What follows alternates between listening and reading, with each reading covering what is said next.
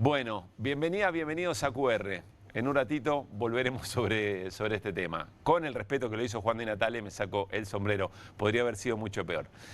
Bueno, hoy es 20 de noviembre, es el Día de la Soberanía Nacional. Parece algo perdido, ¿no? Algo más de la jornada.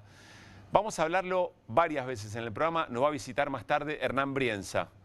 Es periodista, pero también es historiador, y vamos a conversar sobre el evento específico, 1845, Batalla de Obligado, pero también vamos a hacer otro ejercicio, que es el que quiero proponerles ahora de manera incipiente, como apertura de QR, para esta noche de jueves, insisto, 20 de noviembre.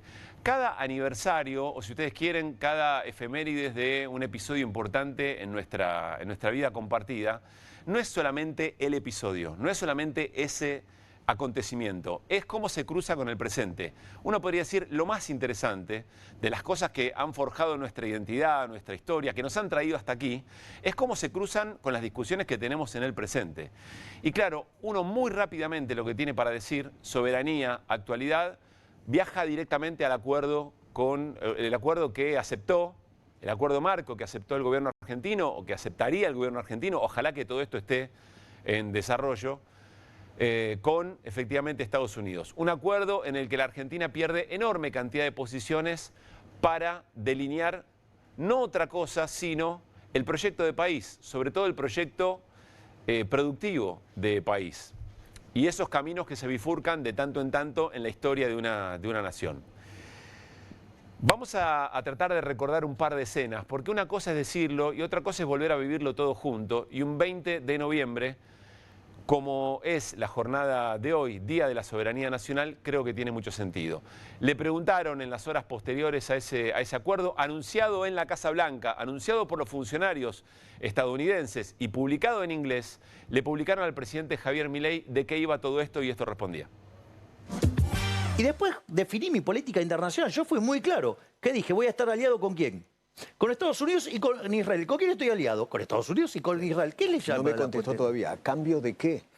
Digamos, somos un aliado incondicional de Estados Unidos. Es decir, es una cuestión de ordenamiento geopolítico. Ordenamiento incondicional, cuestión geopolítica. No hay mucho margen para defender los intereses propios si el alineamiento es incondicional. Quiere decir, ni más ni menos, que lo que diga Estados Unidos es lo que vamos a hacer. No hace falta agregarle casi nada más. Después empezaremos a ver algunos detalles o algunas generalidades, letras finas, pero acá está todo resumido. No hay posibilidad de soberanía nacional si un país o sus gobernantes deciden un alineamiento incondicional. Con nadie, ¿eh? Con ningún país. No es que hay uno que nos gusta más, nos gusta menos. Eventualmente hay gobiernos o hay proyectos de país que consideran a nuestra región y a nuestro país con más respeto soberano. Eso podría ser, lo podemos discutir. Pero ni aún así habría un alineamiento incondicional. ¿Por qué? Bueno, básicamente porque puede haber cosas que interesan o de interés de esos otros países que Argentina sale perjudicada. Y entonces ahí no habría mucho respeto por la soberanía, que ahora vamos a intentar definir, por otra parte, para que no quede en abstracto. Previo a todo esto, ya habíamos tenido muchos indicadores de que acá, este 20 de noviembre de 2025, para el Día de la Soberanía Nacional, íbamos a tener algunos problemas. Lo recordamos muchas veces. El actual embajador, Lamelas, cuando tuvo que ir a rendir examen frente a la comisión del Senado estadounidense para responder a los intereses. ¿Qué es lo que estaba haciendo Lamelas ahí? Miren, senadores y senadoras, demócratas y republicanos, esta es la manera en que yo voy a ir a defender los intereses estadounidenses en mi rol como embajador en la Argentina si ustedes me eligen. Y entonces Lamela decía esto. The problem with Argentina is that it's not a problem, it's just a challenge, a solution. There are 23 provinces, and each of the provinces have their own separate government. And their own separate government could negotiate with external forces, with the Chinese or others, to come in and do projects in that particular province. And that may also lend towards corruption on the part of the Chinese. One of my roles as ambassador would be to travel to all the provinces and have dialogue and have a true partnership with those governors. not only with the president, not only with President Milei, Geraldo Wortham, the foreign minister, Luis Caputo, Santiago Caputo, and everybody in the Milei government, but my role is also to get out into the countryside and make sure that we weed out corruption and support Milei and the Milei government on all their efforts to get to the bottom of the Mia bombing and to make sure that Cristina Fernandez de Kirchner receives the justice that she well deserves. There is still a movement out there. There's a Kirchnerist movement. Como cuando volvemos a ver una película y le encontramos otras cosas, cada vez que repaso este testimonio del actual embajador estadounidense en la Argentina, Lamelas, voy encontrando cosas nuevas. En el comienzo dice, el problema con Argentina, y se da cuenta, la dice, no, el problema no, el desafío, la solución. ¿Y el problema cuál era? Bueno, era nuestra conformación como Estado federal, que cada una de las provincias tienen atribuciones, etcétera, etcétera, y que él venía a resolver ese problema como embajador de los Estados Unidos, en función de los intereses norteamericanos. Hay que explicarlo y evidentemente sí. Y un 20 de noviembre, mucho más. Después vino el secretario del Tesoro, todo lo que fuimos conociendo, la intervención directa en el mercado de cambio argentino. Y Scott Bessent fue afinando el discurso. ¿Para quién? Para argentinos y argentinas no. Otra vez, como Lamelas, fue afinando el discurso para el pueblo norteamericano, para el pueblo estadounidense, respecto de por qué era beneficioso intervenir de esa manera en la Argentina. Y entonces, muy resumidamente, le encontró la vuelta en medio minuto. Bessent explicaba esto. How is this good for Americans? It's great for Americans because we are taking back Latin America through our economic leadership. There will be no bullets. Chile has an election coming up. Bolivia just had an election. First time in 20 years they've gone center-right. They have embraced the U.S. Yeah. Paraguay, Ecuador. Yeah. So our whole hemisphere is coming our way, and the Obama administration had the same opportunity, and over their 8 years blew it. And I promise you, President Trump does not want that to happen here. Right. Recuperar América Latina para los Estados Unidos. Ya no hacen falta las balas, porque está la fuerza de nuestro plan económico. La pregunta flotando, y si eso no funciona, aparecen las balas eventualmente. Casi que Bessent se pone setentista en algún punto, ¿no? Bueno, toda esa situación que nos iba llamando y alarmando tanto, un día como hoy, por supuesto, van cobrando otro sentido, otra magnitud. Y se representa en escenas, no solamente en cosas que se dicen, ni en acciones de políticas públicas concretas de un gobierno sobre otro, en imágenes, en escenas, como fue la escena en la que el presidente Javier Milei y todo su equipo de gobierno fue testigo de una conferencia de prensa, invitado preferencial, a platea preferencial, de una conferencia de prensa de Donald Trump, donde Donald Trump habló de cualquier cosa, un ratito de la Argentina, y ahí estaba el gobierno argentino, nuestros representantes un poquito más adelante que la prensa internacional y sentados en esa escena que estamos viendo. Y lo que se le veía a Milei en los pocos segundos que Milei habló era el pelo y desde atrás. En algún momento alguien dijo, che, dice Trump, no hay intérprete, el único que estaba escuchando era él. No hay intérprete, quieren que lo repita, que diga todo otra vez, pero con intérprete, no, déjalo, está bien así. Esa escena también dice todo lo que estamos tratando de denunciar o lo que venimos denunciando en QR hace mucho tiempo y no en exclusividad, no en soledad, porque es una preocupación muy, pero muy fuerte. Se van dando cosas muy cotidianas también, o pequeños elementos de lo urgente, donde esto se va observando. Hoy hubo un posteo de Patricia Bullrich, la todavía ministra de Seguridad, respecto de quién firma los DNI en la Argentina, porque ni bien asumió Diego Santilli el Ministerio del Interior, le sacaron inmediatamente el RENAPER, el Registro Nacional de las Personas. Somos nosotros y nosotras.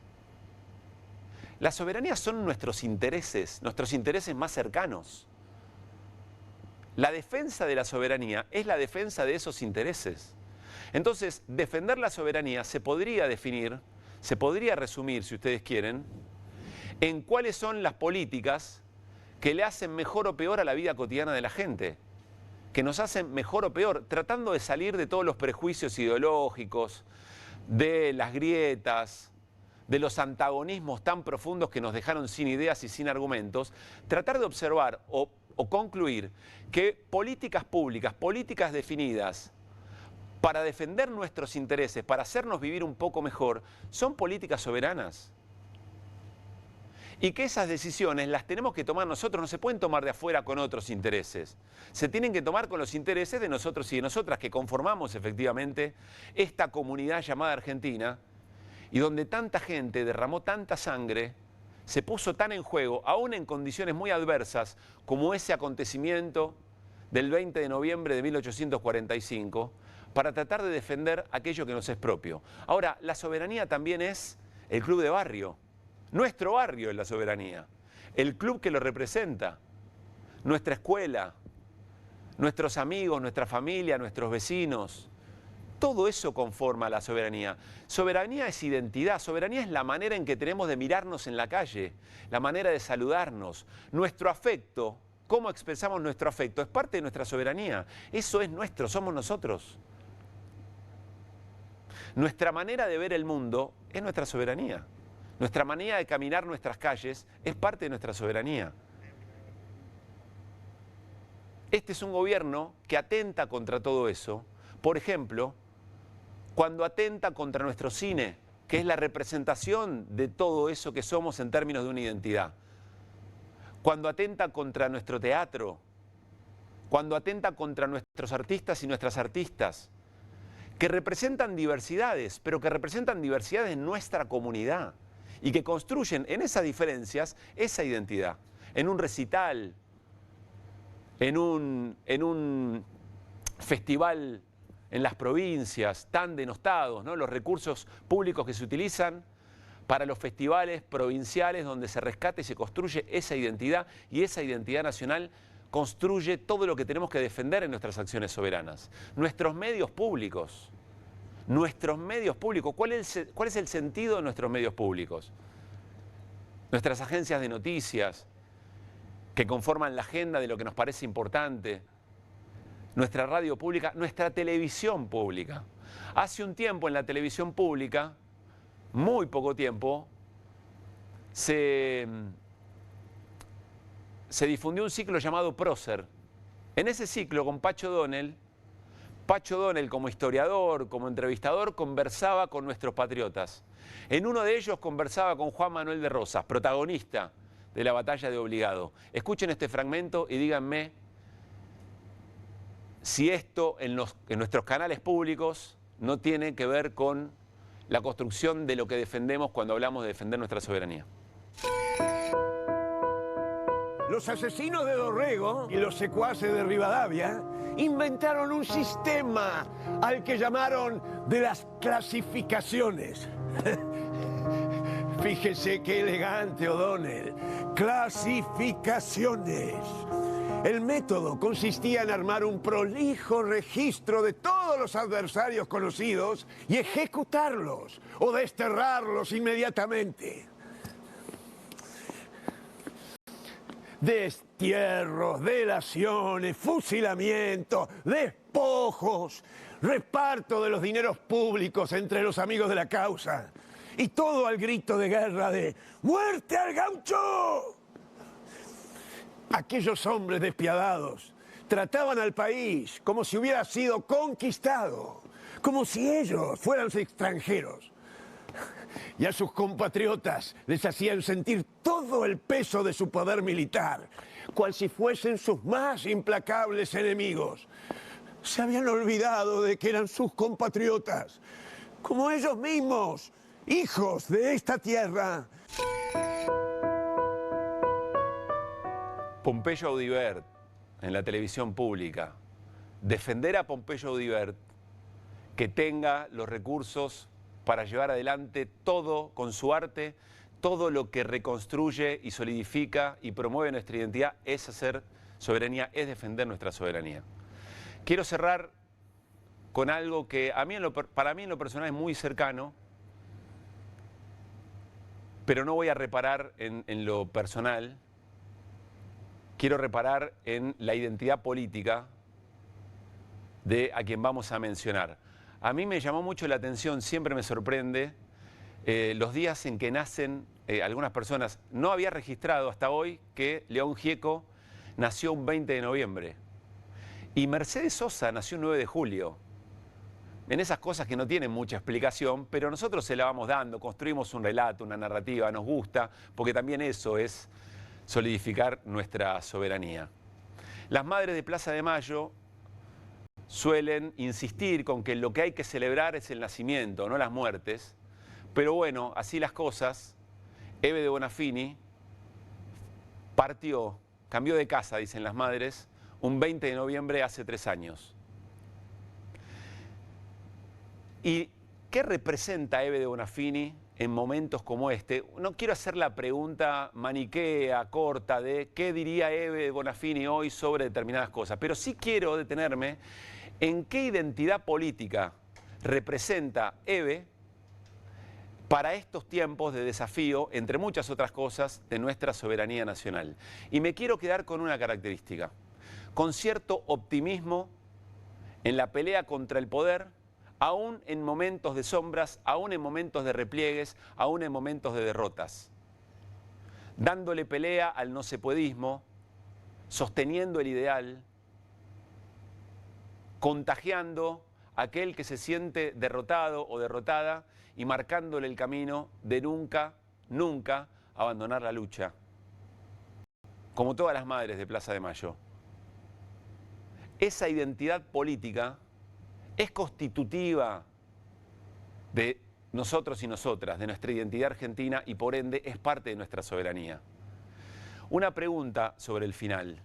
¿Estamos diciendo todo esto porque, como dicen algunas encuestas, parece que hay un sector de la sociedad que no le importa tanto la soberanía en estos tiempos, entonces tenemos que volver a explicarlo?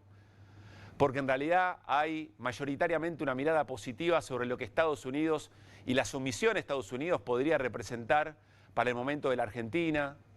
Nos vamos a detener en qué imagen positiva o negativa tiene Donald Trump y a partir de eso definir si estamos en un momento en el que nos importa un poco menos que antes nuestra soberanía o en realidad vamos a dejar de lado todo eso y seguir confiando en que nuestra lucha está más viva que nunca, como Eve,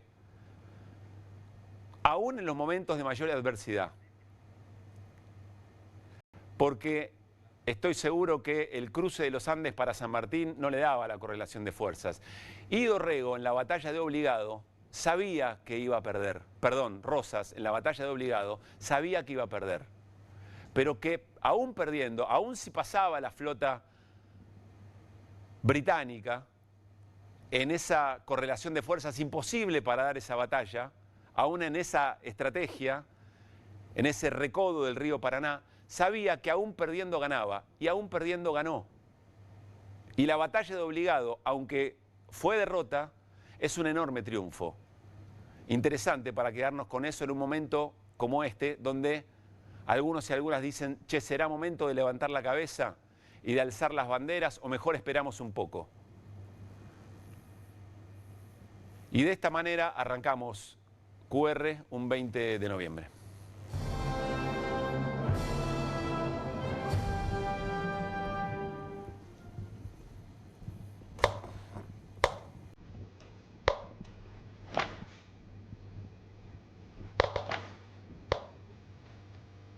Si no tengo silla.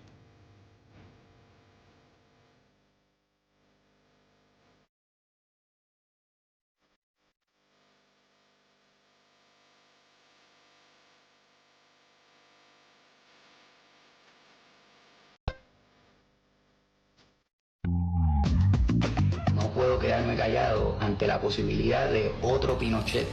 Cada dictador que existe en América Latina le duele a todo el continente. El resultado fue 41-24. Se llama primera vuelta.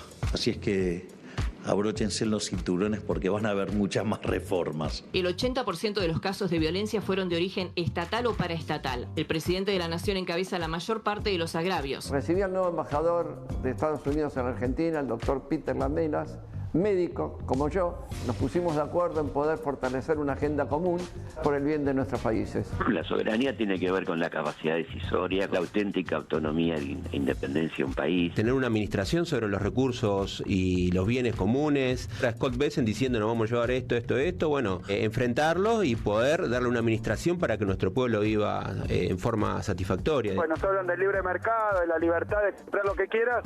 Sí, libertad puede haber, el problema es que tiene la plata para comprarse un remedio, los comercios vacíos, preocupa que cierren empresas, todo eso hay que dar una respuesta, ¿le gusta a Milei o no le gusta a Milei? El país dividido en dos hace que la mitad que perdió no tome decisiones durante 4 años, esperando a que la mitad que gobierna pierda. Y un país así no progresa. Está en el pedido del fondo.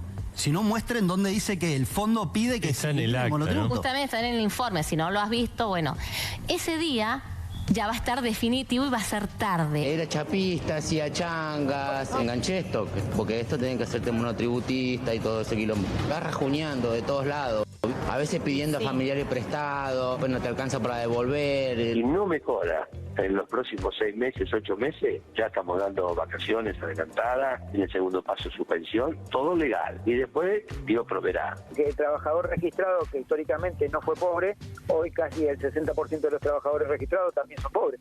¿Qué nos está pasando? Que no estamos conectando con un sector social que debería ser afín a nuestra forma de hacer política. Son dos cosas. En Posadas hubo en las últimas 2 semanas 1000 despedidos. Y yo le calculo que más, porque la venta bajó una cantidad.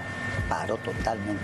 Está muy probado ante la justicia todo el asunto este de las coimas. Entonces, claro, mi hija que es discapacitada no tiene unas vitaminas que si no se muere. Y estos se han llevado, pero millones de... Yo soy la única que se da cuenta de eso. ¿Será que soy vieja y por eso protesto tanto?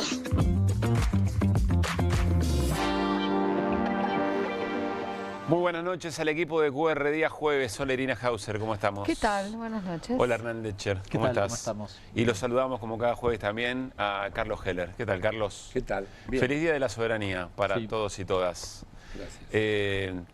Se juega un poco más en eso, ¿no? En esos testimonios de la gente de a pie que dice ahí paró totalmente el consumo. Dios proveerá, dice, ¿no? El de la Federación Gráfica dice, bueno, y después de la suspensión y los despidos, Dios proveerá, veremos.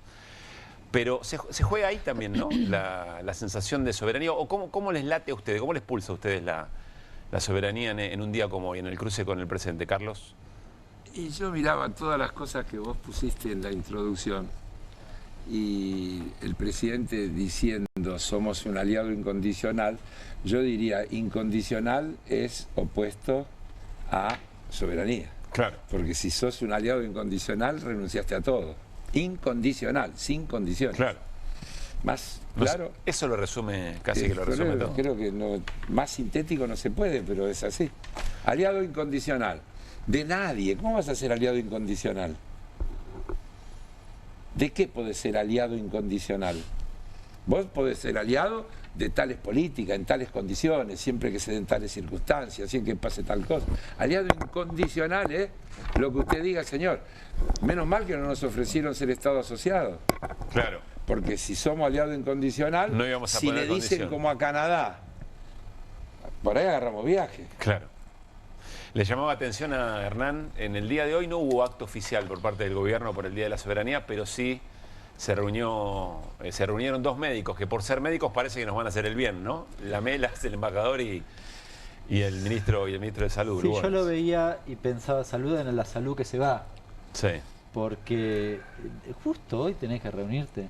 Es un mensaje, ¿no? En el sentido de lo que veíamos recién, que Milei repite y demás.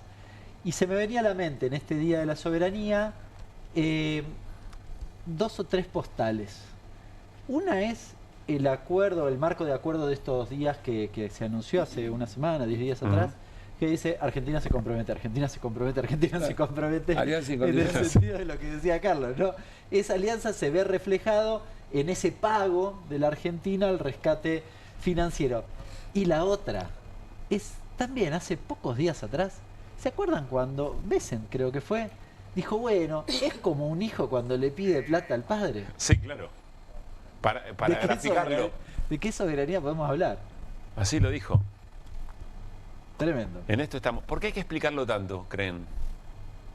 ¿Por qué tenemos que ser tan literales con lo que, bueno, pasa? Vamos a lo de siempre, porque estamos en el medio de la batalla cultural y ellos vienen ganando. Y entonces hay que explicarlo siempre. Porque está recontra instalado, Claro. está normalizado. Por eso lo tenés que explicar, porque lo tenés que sacar del estado de normalidad. Así como se puso de moda decir que algunos digan que son de derecha, viste que en una época no... Era vergonzante, ahora no. decir. Claro. Bueno, medio que pasa, me parece que pasa algo parecido, que se está dando vuelta por ahí el rechazo que había al sometimiento respecto de Estados Unidos se normaliza y hasta se reivindica. Me parece que por eso hay que explicarlo tanto. Yo quería agregar una cosa más que pensaba en estos días, como una especie de patrón histórico también con cada vez que aparecen estas situaciones de sometimiento, de sujeción respecto de los Estados Unidos, tan fuerte vienen ataques a los derechos humanos en Argentina. Y esto se vio fuertemente en el plano internacional estos días, en las audiencias que hubo en Naciones Unidas, y es algo muy grave. Pero me parece que es algo que se repite, que es cíclico, que en momentos... de estas características, el ataque a la defensa de los derechos humanos en Argentina pareciera que tiene más permiso, ¿no? Y las barbaridades que escuchamos en estos días del secretario de Derechos Humanos en la ONU me parece que se corresponden con este momento. Digo, para también darle una vuelta de tuerca a qué viene con la sesión de soberanía, ¿no? Está muy bien. Viene esto también. Bueno, tal vez en vez de consenso de Washington, ahora lo podemos decir directamente, alineamiento con Washington, que es una manera más fácil de aún entender. en el consenso tenés algo, pones algo en el consenso. Supone algún tipo de discusión, tenés que buscar, tenés que construir el consensuar. Claro. Cuando vos decís alineamiento incondicional, abandonaste incluso la idea de la búsqueda de consenso, Siguana. Es mucho más fuerte que la angustia que habrán tenido nuestros... Es mucho más fuerte que la angustia que habrán tenido nuestros próceres. ¿Se acuerdan? Así va en la línea, pero como todo más rápido, más profundo. Sí. Bueno, ya nos vamos a meter con un tema específico. Quiero preguntarle a Irina de qué vamos a hablar en un ratito. Título. Vamos a hablar un poco de la causa Andis, que esta semana está muy picante porque siguen las declaraciones indagatorias o las no declaraciones. Pero junto con esto tenemos algunos detalles más sobre audios y chats que van apareciendo en la investigación. Muy bien. Hernán, ¿en un ratito? Algunas cuestiones de industria y vamos a hablar de... Viste que le iba a dar plata a Estados Unidos y además le iban a dar plata a los bancos. Sí. Vamos a hablar de... ¿Le van a dar plata a los bancos? Ya arrancamos con eso, pero quiero decirles... Y por favor, tengan paciencia para escuchar ese momento. En un ratito se suma a esta misma mesa Julián Moreno, que es el titular de APIME, de la Asamblea de Pequeños y Medianos Empresarios, porque elaboraron un documento desde las pequeñas y medianas empresas alrededor del sentido de la soberanía. Y cuánto defender las pymes implica la defensa de nuestra soberanía, así que enseguida se suma, me parece muy importante en este tiempo, por eso que les decía al principio del programa, cómo más allá del acontecimiento, batalla de obligado, etcétera, etcétera, nuestro recorrido histórico, cómo llegamos hasta acá, cómo se cruza la defensa de nuestra soberanía en el presente, en la actualidad. Y ese documento y esa decisión me parece muy, muy elogiosa. Vamos a lo que decía Hernán y lo charlamos también con la mesa y con Carlos. Miren lo que apareció hace un rato nada más en el The Wall Street Journal. Los bancos estadounidenses suspenden el plan de rescate de 20.000 millones de dólares para la Argentina. En cambio, dice, los banqueros están considerando una línea de crédito más pequeña y a corto plazo para ayudar a Argentina a realizar un pago de deuda de aproximadamente 4.000 millones de dólares en enero. Me gustaría que le demos una lectura profunda y compleja a este tema, porque leído así, muy a las apuradas, da la sensación como hay alguien que retira apoyo o hay alguien que ya no confía tanto en la Argentina. Ahí voy a las miradas, quizá no necesariamente similares entre Carlos y Hernán. Carlos. Bueno, primero yo no creo que hubiera nada que festejar porque nos iban a prestar 20.000 millones de dólares, porque yo parto de la idea que la Argentina tiene un problema de sobreendeudamiento y que lo que tiene que resolver es su sistema productivo, su sistema impositivo, etcétera, para generar ingresos que le permitan ir resolviendo sus problemas. Y en todo caso, créditos que le permitan ganar tiempo mientras todo eso sucede. No creo que la solución de la Argentina... Un buen sentido de la deuda, de tomar deuda. No creo que los problemas de la Argentina se resuelvan con más deuda. Primera cuestión, porque si algo tenemos en abundancia es deuda. Sí. Es decir, así que no pareciera que la fiebre se cura con más fiebre, ¿no? Me da la impresión. Eso dicho en primer lugar. En segundo lugar, insisto en algo que dije la semana pasada, así que hoy lo puedo decir todavía con más tranquilidad. En la medida en que la Argentina, o el gobierno, tiene asegurado los vencimientos de enero, que es lo que lograría con eso que ahora dicen que sería el crédito de 5.000 millones, etcétera, etcétera, va ganando tiempo porque con eso llega al año que viene, con eso llega a la cosecha del año que viene, a los ingresos de la divisa del año que viene, y te diría que tiene para patear un año que en las actuales condiciones no es un tema menor. No es un tema menor. Yo digo, para ponerlo... O sea, aunque no sean 20.000 millones, son 4.000 o 5.000, ya las expectativas de que puede pagarlo... Pagar en enero es fundamental, porque el riesgo país es la sensación que existe en los llamados mercados de que Argentina no va a cumplir con sus vencimientos. Sí. Y entonces el riesgo de default, si está la guita para pagar enero, el riesgo de default está pateado para adelante. En el medio viene la cosecha, que salvo que las cosas se compliquen porque el clima, etcétera, etcétera, siempre es generador de un saldo exportable importante y divisa importante y demás. Ganan tiempo. Y que el tiempo en economía, en política, en todo, no es un factor menor. Por lo tanto, quiero decirte que esta noticia de que los 20.000 no iban a ser 20.000 y demás, en realidad se viene diciendo ya hace más de una semana, que está en los diarios, porque el problema es que en realidad lo dijeron cuando vino el capo del JP Morgan acá, ya empezaron a hablar de eso. ¿Por qué? Porque los muchachos de los bancos dicen, sí, le prestamos, pero ¿quién nos garantiza? Y entonces están discutiendo con el Tesoro de los Estados Unidos, o con la Reserva Federal, no sé con quién. Che, muchachos, ustedes quieren que nosotros le prestemos a la Argentina, pero el riesgo de ustedes.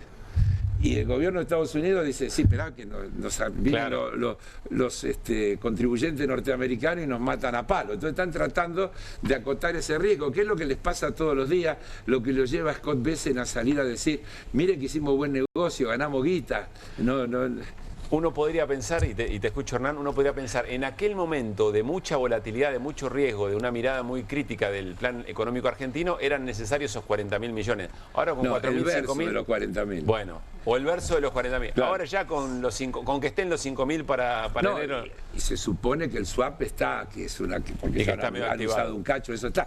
Digamos, la primera cosa que estamos comiéndonos en el análisis es la desinformación que nos estamos manejando con trascendidos periodísticos, cuando yo, parlamentario, tendría que tener en mis manos los dos acuerdos, los dos proyectos, y tendríamos que estar discutiendo si eso es bueno o malo para la Argentina, según dice la Constitución Nacional, artículo 75, creo que apartado 13, si lo digo de memoria, que dice que cualquier acuerdo de endeudamiento externo con Estado extranjero y demás debe ser tratado por el Parlamento. O sea, no solamente todo esto fue humo o viene siendo humo, sino que el humo fue efectivo y condujo las expectativas. Y sí, claro. Hernán, ¿qué ves vos?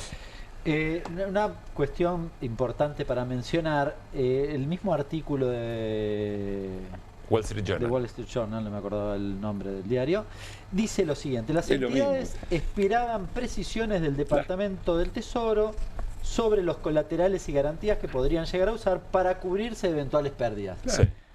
A ver, era lo que se venía discutiendo desde hace rato, pero acá sí hay algo para reparar más importante, que es, los bancos sí lo requieren a Milei, pero a mí garantizame que el día de mañana me vaya bien. Que esté.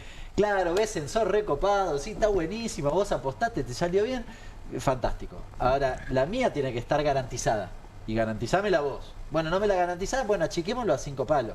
A 5.000 millones. O sea, eso no se pudo resolver y Pero ahora no, aparece. los 5.000 también serían con garantía Sí, colaterales. sí, pero como el monto es más chico, más fácil que lleguen al acuerdo. Quizás lo conseguir. Y si no, tenemos el swap.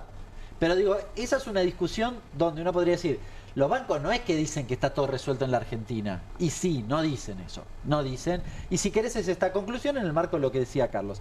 La segunda cuestión es, estamos discutiendo quién pone la guita de enero. Puede ser el swap, pero también puede ser, podían ser los bancos, si discutimos esto, también puede ser que compren reservas.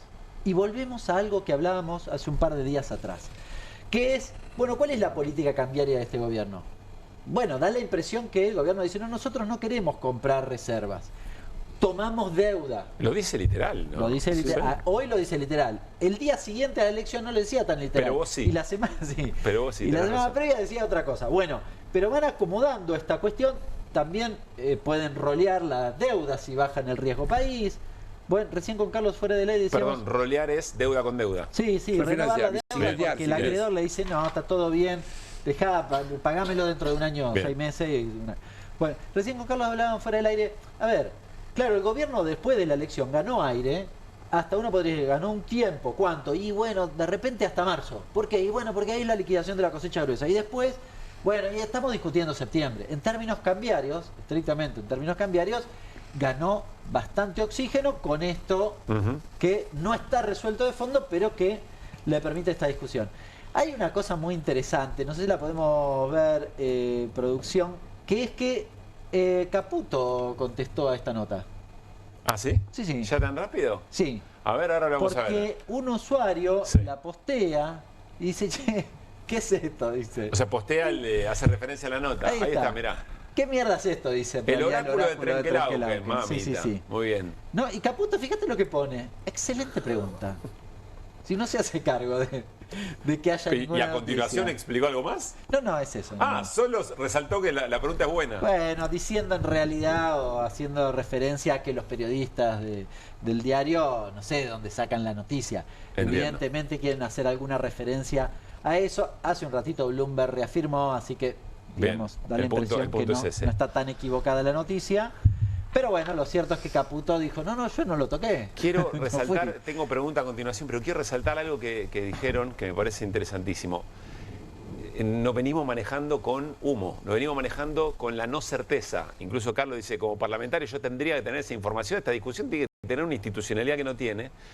Pero yo subrayo que con todo éxito, es decir, da la sensación que el triunfo electoral le permitió setear expectativas o conducir un poco las expectativas con nada, con rumores. Yo te diría peor, porque siguen manejando la agenda y aún así estamos discutiendo si 20.000 o 5.000 y tendríamos que estar discutiendo las empresas que cierran, los empleados que se quedan sin trabajo, los precios que aumentan y que la gente no puede comprar, la carne que está subiendo, todo lo que te está pasando, porque esta cosa de que nos van llevando a todos a que seamos macroeconomistas, también es parte de la batalla cultural, porque la macroeconomía no existe si no tiene que ver con lo que después le pasa a la gente, porque lo único que importa en las políticas económicas y demás es cómo eso repercute en la vida cotidiana, si esto es bueno o malo para vivir un poco mejor o peor, qué es lo que va a pasar.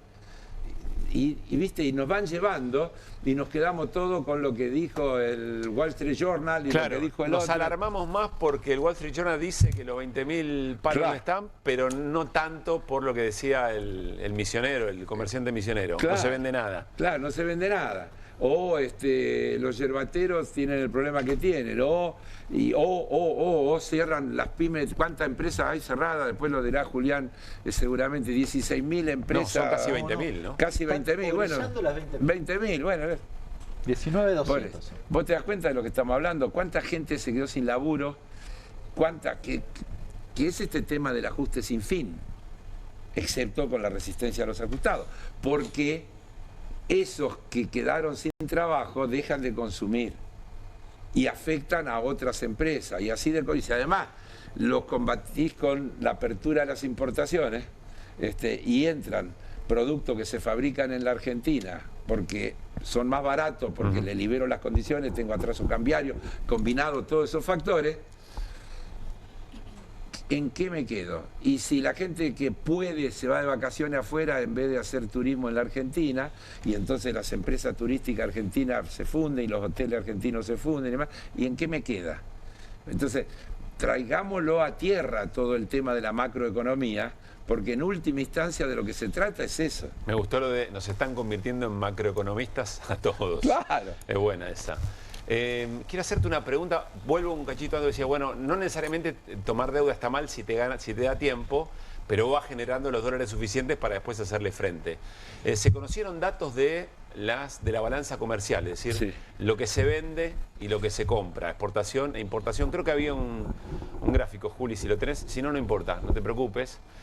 Pero mostraba un aumento de las importaciones muy, pero muy fuerte y en bienes de consumo. Además, hablaba, creo que era de un organismo vinculado a la industria, que hablaba además de la caída muy fuerte, y son varios meses ya de caída de la propia actividad. ¿Esa balanza es un problema, Hay varios grande? problemas, porque también habría que decir que no es lo mismo según qué se importe. Porque si estás importando maquinarias para ampliar tu capacidad productiva, no es lo mismo que si estás importando productos terminados o alimentos. En la Argentina importamos alimentos, importamos fruta, importamos carne, carne de cerdo, es una locura. Entonces no es lo mismo, no es solo macro. Claro. El número de exportaciones versus importaciones. El asunto es que exporto, y entonces miro y exporto la mayoría con muy poco valor agregado. ¿Y qué importo? Y muchísimas cosas que fabrico en el país. Entonces, no es solo el déficit de balanza comercial, sino la calidad de ese déficit de balanza comercial, que es más grave aún, claro, porque está afectando el trabajo argentino, porque vuelvo a lo que dije anteriormente.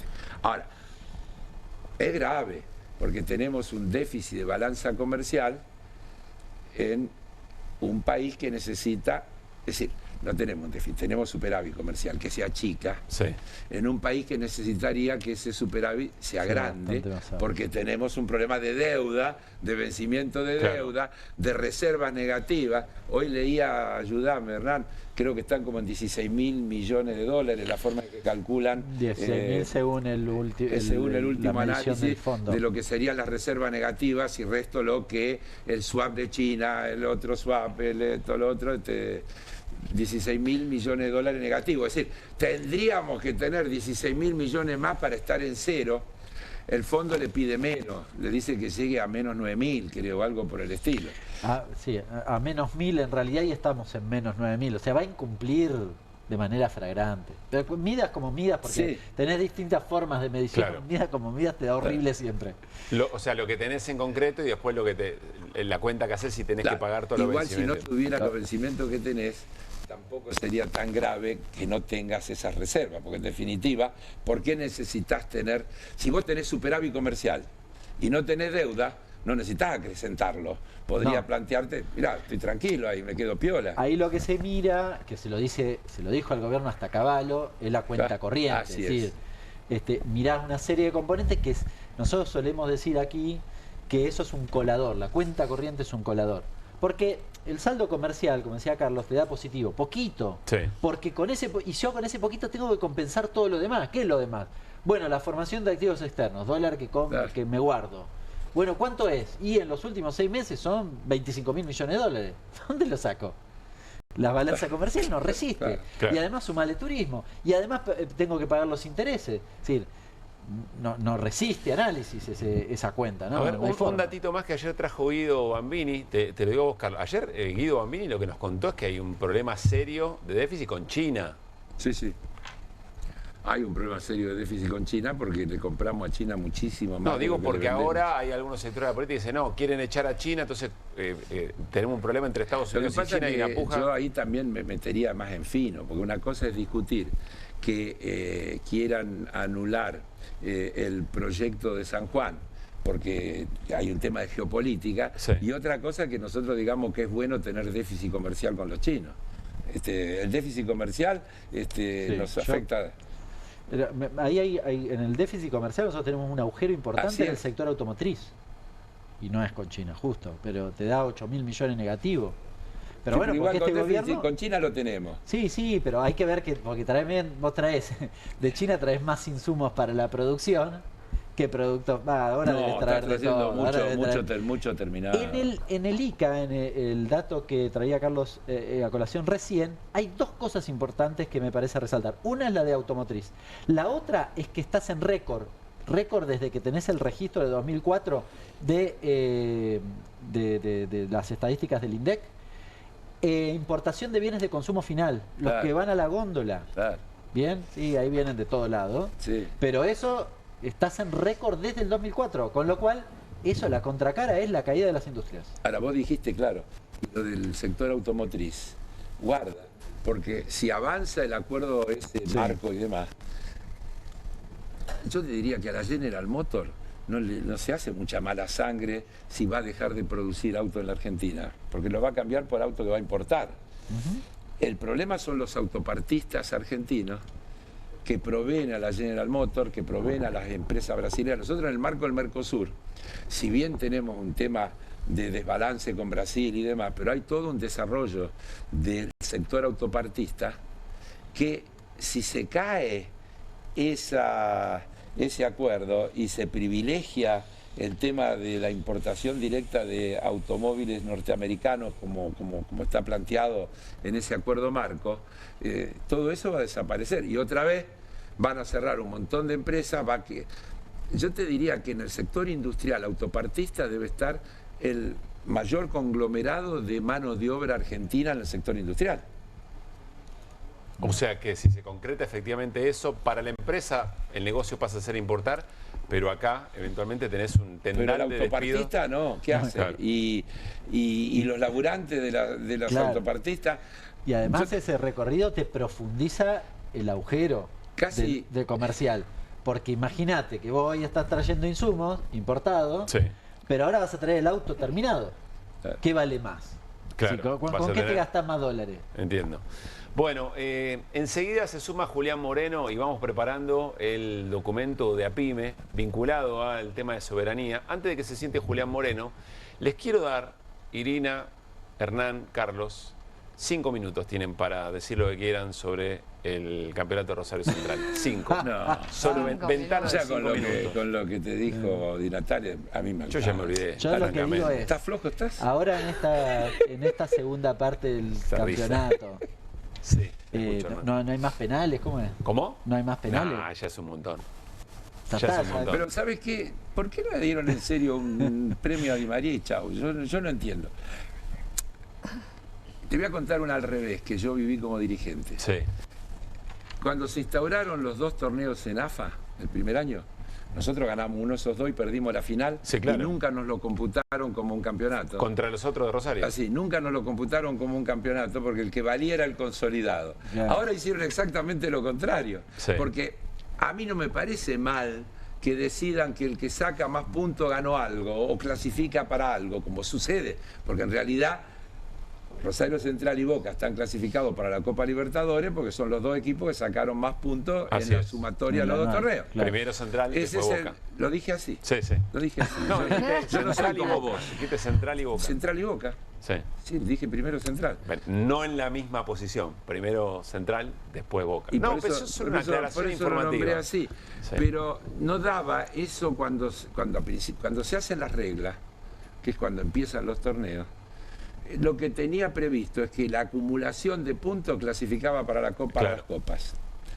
El inventar, si para el año que viene quieren poner que el que suma más puntos gana un trofeo, a mí me parece bien, que es una manera de premiar la sumatoria. Hacerlo con carácter retroactivo, la verdad no resiste. Pero yo le digo una cosa en serio, como hincha se lo digo, y además me imagino en el plantel, por más que tengan que... nos hace mal. Yo estoy de acuerdo. Nos hace mal. Te saca mérito, yo estoy de acuerdo, no es bueno. Igual... Voy a decir acá, que no toda la sumatoria que hay para pegarle a Chiquitapia, yo me voy a poner del otro lado, porque a Chiquitapia no le pegan por los problemas que uno podría criticar, le pegan porque defiende las asociaciones civiles, porque está en contra de la sociedad anónima deportiva. No nos dejemos vender carne podrida No, en lo que está en pero- juego. Es lo mismo que pasa con Riquelme. Pero más a favor, Carlos. Lo mete a Central y lo mete a Di María. Hoy había un título en el diario La Nación diciendo que Di María de alguna manera blindaba el bochorno del Chiquitapia. O sea, Claro, ese daño pero por le- eso le lo genera. meto a propósito. Pero y yo no me voy a aprender ni loco a pegarle al Chiquitapia, porque insisto, no le pegan porque los campeonatos sean así o porque Barraca Central tenga algún arbitraje que lo favorezca supuestamente o no. Le pegan porque simboliza la resistencia a lo que se quieren llevar por delante los libertarios y los macristas y demás. Pero te puedo decir una cosa, Carlos. Esto que acaba de ocurrir con Central le da aire a ese discurso. O sea, el Chiquitapia es haciendo cosas para que efectivamente le sigan pegando y se alimente ese discurso. Como hincha de Central, te lo digo la verdad, yo espero que no sea un evento estigmatizante, que quede ahí. Yo también espero. En fin. Bueno. Esperemos. Y pienso en el plantel ¿qué va a hacer? Va, levanta la copa, tiene que sonreír, ¿qué va a hacer? ¿Y No qué van a sé hacer? qué margen tenía. Pero la verdad, no, estoy casi seguro no les debe causar gracia, porque a ningún futbolero le gusta que... Yo sigo sin que haya entender cosas. para qué lo hicieron, la verdad. Es una buena pregunta, el para qué. La verdad que no entiendo para qué lo hicieron. Bueno, 5 minutos dije, ya está, listo. Espero se hayan sacado las ganas hasta acá. Yo no provoqué nada, ¿eh? No, Soy está bien. respetuoso. No, yo, mirá que con hidalguía abro el espacio. No tiene más remedio. Bueno, quiero darle la bienvenida a Julián Moreno, es el titular de APIME, de la Asamblea de Pequeños y Medianos Empresarios. Julián, ¿cómo te va? Bien, muy bien. Gracias por estar acá. A vos por la invitación. Bueno, quiero, por lo menos en el título, en la presentación de este documento, ahí lo ponemos en pantalla, declaración de APIME, 20 de noviembre, Día de la Soberanía Nacional, la renuncia a la soberanía condena a la producción y el trabajo. En un nuevo aniversario del Día de la Soberanía, APIME afirma que la gesta de la vuelta obligado contra las potencias hegemónicas de la época nos recuerda que la defensa frente a cualquier forma de injerencia extranjera no es mero enunciado, sino que hace la existencia misma de la nación. No hay defensa de la soberanía a medias, sino políticas de Estado para ejercerla plenamente o renunciar a ella.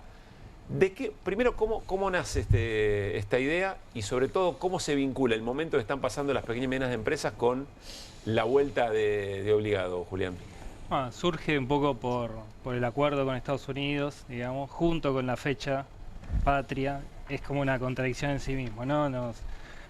Ya estábamos de alguna manera movilizados por lo del acuerdo y lo de la fecha nos vino, creo, como argumento para destacar que aquella gesta tuvo que ver con las luchas digamos, de los nacionales contra la injerencia extranjera, ¿no? Y ahora estamos firmando que la injerencia extranjera venga.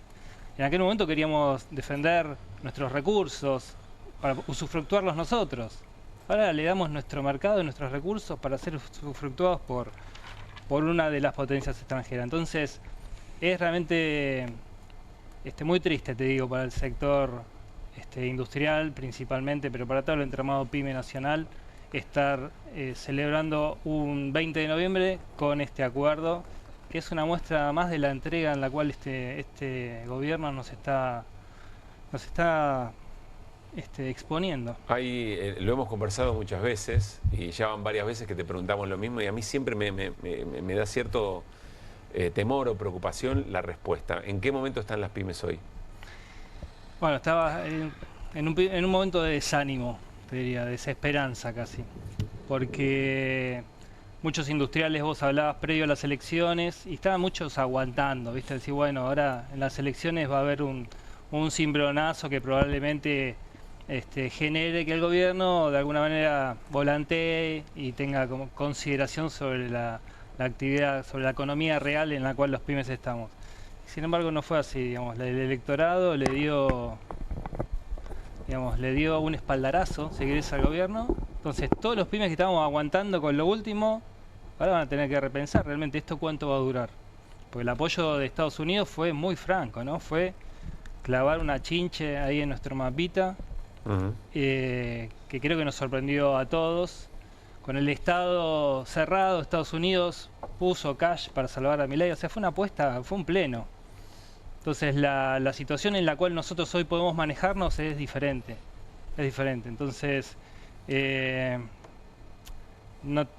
industrial está contando los días en general. Y los pymes estamos de a poquito... los días, ¿qué quiere decir? Cada cual, depende de su sector, está analizando si tiene para seguir adelante o no. Muchas empresas, yo estuve primero las elecciones en una empresa textil que me decían no facturo los sueldos. O sea, lo que logro facturar no cubro lo que tengo que gastar de sueldos. Imagínate todo lo demás. Entonces, estaba de alguna manera desahorrando lo que había podido juntar en su vida, bancando, esperando este cambio, que no se va a dar.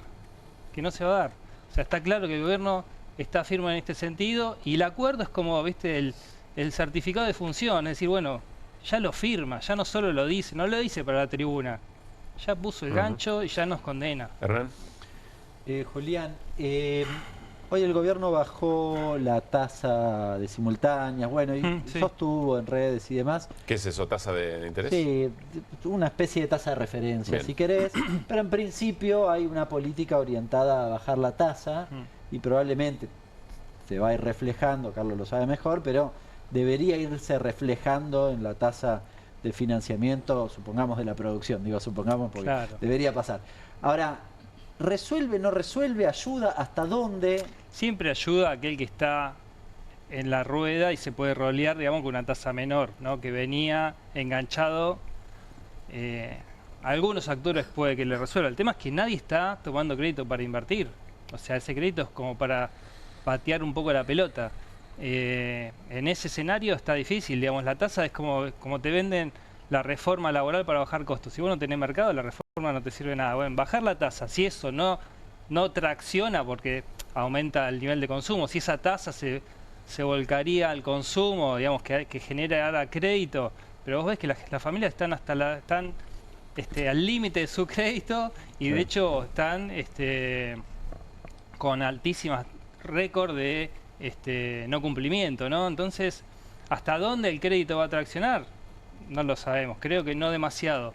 Es algo que vendría bien, pero en este contexto es como medio insignificante el efecto. Déjame ver si entiendo esto. La reforma laboral, que se supone que a los sectores productivos le permitiría tener a menor costo, perdón por poner en términos de costo, pero creo que está pensado de esa manera, a menor costo los laburantes, ¿vos decís que en realidad puede empeorar la situación de las pymes? No, eso seguro, porque, porque son medidas recesivas en realidad, no es que mejoran los costos. Vos tenés, en definitiva, la masa salarial va a ser menor. Si vos reemplazás horas extras por la bolsa de horas, la masa salarial de los trabajadores que consumen prácticamente el 100% de sus ingresos en el mercado interno va a ser menor. Si vos pagás en cuotas o achicás las indemnizaciones, esa masa va a ser menor. Si le restás poder de negociación a los sindicatos porque le sacás la cuota solidaria, de alguna manera los haces, los empobreces y los haces menos fuertes, a la hora de negociar paritarias van a negociar menos dinero, con lo cual son todas medidas recesivas que van a achicar el mercado interno de los cuales las pymes viven, porque las pymes no viven de pagar poco, viven de vender mucho. Entonces, o de vender. Si ese mercado tracciona, bueno, las pymes estamos contentas, no nos preocupan los costos laborales. Acordate que, no sé si fue Dualde, pero en el momento, creo que fue Dualde, la doble indemnización. En ese momento pasamos del 20 y pico de desempleo hasta que no se bajaron de 2 dígitos, se mantuvo. O sea, el crecimiento del empleo formal no tuvo nada que ver con la rigidización de la legislación laboral de aquel momento. Se pasó lo contrario. Doble indemnización y bajó el desempleo. Es que la rigidez de nuestro sistema laboral, y por ahí estoy cambiando el tema, ¿no? Pero la rigidez de nuestro sistema laboral es contracíclico. O sea, te permite que en los momentos de crisis brutales, la rigidez hace que amortigue el efecto. Porque vos seguís bancando al laburante, te podés esforzar el doble probablemente, tenés que poner mucha más energía, pero lo podés bancar y ese tipo compra en el boliche de enfrente y sigue moviendo la economía. Entonces, cuando se vivió, claramente cuando cambió el gobierno, que con la devaluación de diciembre del 23, hubo un parate fenomenal. La obra pública se fue a cero. Fueron 6 meses para el olvido, pandémicos te diría. La construcción, que tiene un régimen, si querés, de fondo de desempleo, perdió el 25% de sus trabajadores de un mes para el otro. Los demás gremios, que la crisis era equivalente para todos, se lo bancó las empresas. Y eso permitió que la crisis no sea tan terrible como hubiera sido si la legislación laboral fuese tan flexible como pretende esta reforma. Es que, Julián, hay una frase que nunca me olvido, una charla que tuvimos hace mucho tiempo, vos dijiste, y la situación era otra y el gobierno era otro. Creo que fue durante el gobierno de Macri. Vos dijiste, la suerte de las pymes está atada a la suerte de los trabajadores y trabajadoras. A mí siempre me quedó esa definición. Sí. Ahora acabas de decir otra cosa que para mí tiene mucha potencia, que es que un esquema de protección laboral es contracíclico. Es contracíclico en un país con la inestabilidad económica que tiene este. Porque le garantiza o le protege el salario y entonces ese salario... Protege el mercado. Protege el mercado interno. Claro. Ahora, Carlos... no sé, según lo que plantea Julián, ¿por qué los sectores, aún de derecha, aún liberales, no piensan en un proyecto de país que incluya a las pequeñas y medianas empresas? Porque da la sensación que no hay posibilidad que te vaya bien, ni siquiera el gobierno. Estúpido, diría Clinton, hablando del tema. Esta es una no vieja, la economía, la ideología. Claro, hice un jueguito para Cristina lo dice siempre, yo solo escuché a Lula charlando personalmente, es decir, nunca los empresarios ganaron tanta guita como con mi gobierno y sin embargo apoyan a Bolsonaro. Hay un tema profundamente ideológico en el medio, otra vez, batalla cultural, es así. También, perdona, pero también se da que en los momentos recesivos como la concentración hace los que están en la cima se las de ganar también, ¿no? Los siempre. Por eso. Y estos actores que vos nombrás son los de la cima, los que llevan la batuta, digamos. Sí, pero Julián, mira, si los sectores medios estuvieran todos alineados con lo que son la defensa de sus intereses, la Argentina sería otro país. Pero dame un tiempo más, ya los vamos a convencer. Yo estoy de acuerdo, porque cuando Cacerola y Piquete la lucha es una sola, es al revés, Piquete y Cacerola, la lucha es una sola, no hay con qué darle. Cuando Cacerola mira al Piquete por arriba del hombro y dice, mirá el lío que están haciendo estos muchachos, o está bien que los tengan en la vereda y no los dejen bajar de la vereda, el tema no tiene solución. Es el debate ideológico de fondo que no tenemos que dejar de dar todo el tiempo. No todo el mundo entiende cómo defiende mejor sus intereses. Muchas veces actúan consciente o inconscientemente en contra de sus intereses. ¿Y las pymes cómo van en eso que menciona Carlos? Igual, así, va así. No, el universo de pymes que nosotros, digamos que... Cuando digo pymes, dueños, los dueños no, de la... te entiendo, sí. No, la batalla cultural la damos hace 37, 38 años nosotros y tenemos es la cruel realidad, digamos. La mayoría te diría que piensan como los grandes empresarios, aunque la suerte sea la nuestra y la de los trabajadores. Pero bueno, es una batalla cultural que hay que dar, obviamente con herramientas bastante menos poderosas que la que tiene el poder real, que los ha convencido que luchar contra los trabajadores es en beneficio propio, porque eso es algo de ese instante. Vos podés decir, bueno, hoy, y más en un momento recesivo, vos a un pyme le decís, che, no vas a tener par de indemnizaciones, bueno, cierro hoy. ¿Para qué voy a estar peleándola como un loco, volviéndome loco, sin dormir? Es la solución del momento, pero después no levanta nunca más. Después esa empresa se cierra y fuiste. En cambio, vos tenés que lograr que ese industrial o ese empresario piense un poquito más de hoy y de mañana, piense en un futuro mejor para todos. Siempre lo pienso en términos, bueno, durante el 2001 y buena parte del final de la década del 90, me acuerdo que había noticias sobre estos temas. Me cuesta preguntarlo tan directamente, pero suelen ser para las familias dueñas de las pequeñas y medianas empresas, cuando están en el borde del cierre, suele ser muy traumático y hasta en términos de salud mental muy bravo. ¿O no? Sí, obviamente, el empresario, cuando vos tenés una cuenta, tenés la casa, vos pones todo no solo tu vida y tus bienes atrás de la empresa, ¿no? O sea, no es un negocio común, no es que, bueno, apuesto un 5% de mis ahorros, no, ponés todo lo que tenés. Y además el vínculo, Julián, porque el gran empresario trata a través de los ejecutivos de las empresas. El pyme convive con esos laburantes, conoce sus problemas, conoce a su familia, conoce sus dificultades. Cuanto más chico es el pyme, más familiar, digamos, más el vínculo más cerrado, más próximo es con los laburantes, con lo cual es traumático también por ese lado. Pero el pyme que pierde su empresa no es que sale a buscar laburo y trabaja en otro lugar. pymes perdió su vida ahí, porque muchos pymes realmente apuestan su vida al proyecto de la empresa y piensan en sus hijos, y el proyecto es como de generaciones, ¿no? Claro. Es muy traumático, por eso es importante que entiendan que las pymes van a cerrar si los trabajadores pierden poder adquisitivo. ¿Y ustedes desde APYME cómo atajan esa escena? No se trata de imaginarme, no sé si van individualmente, se acercan a PYME e individualmente hacen consultas, piden espaldarazo, si hay reuniones más grandes, ¿cómo lo trabajan? Claro, hay reuniones grandes, pero también hay otras entidades pymes que tratamos también de incidir, digamos, en conjunto, ¿no? Sobre estos temas, tratamos de armar charlas, y también tratamos de lograr proyectos que defiendan al sector. Y de hecho, con Carlos todavía tenemos alguna esperanza en lo que queda del año, porque tiene ya dictamen. Sí, bueno, pero no importa, la esperanza. Sí. A ver, ¿qué cosa? Es un proyecto de emergencia PYME, que son medidas paliativas básicamente para que en lugar de perder 19.000 empresas como se perdieron, ¿no?, según el último informe del CEPA, desde noviembre del 23 hasta agosto de este año, se pierda alguna menos. Porque sabemos que por este camino no vamos a lograr crecimiento económico y crecimiento del mercado interno. Entonces, esos proyectos también nos acercan a otras pymes que entienden, que lo ven escrito, de alguna manera entienden que sí les vendrían bien esas medidas, y bueno, de alguna manera tratar de ir arrimándolos hacia este sector, si querés, del pensamiento pyme. ¿Ese es un proyecto tuyo, Carlos? Ese es un proyecto que hemos trabajado con Julián, y que logramos que se dictamine, que tiene dictamen. Está listo para ir al recinto.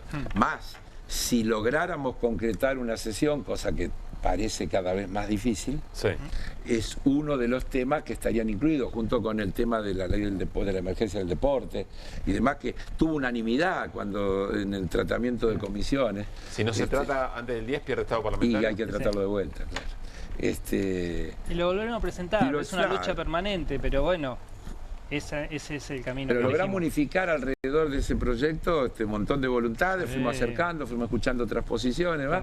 Y logramos un dictamen con mayoría y está para ir al recinto. Me parece muy interesante esa otra dimensión de un proyecto de ley que plantea Julián, más allá de lo que resuelve y no, que seguro tiene cosa concreta, que le permite a un empresario pyme observar que ahí hay algún beneficio y que lo acerca a una discusión en el marco de lo que estábamos conversando recién. Y además entender que las entidades como las nuestras te acercan al poder legislativo, que no es, viste, una entidad inalcanzable, no, es totalmente alcanzable y hay muchos vínculos, digamos, para poder desarrollar ahí proyectos para el sector. Obviamente detrás de una organización, ¿no? Uno no puede ir a tocar timbre solo, puede, pero no sirve. Hay que juntarse, hay que tratar de organizarse. Ahí hicimos reuniones donde vinieron todas las organizaciones pymes, se las escuchó a todas, ahí se fue consensuando, se hizo un verdadero trabajo de funcionamiento del Parlamento y de construcción de un proyecto común.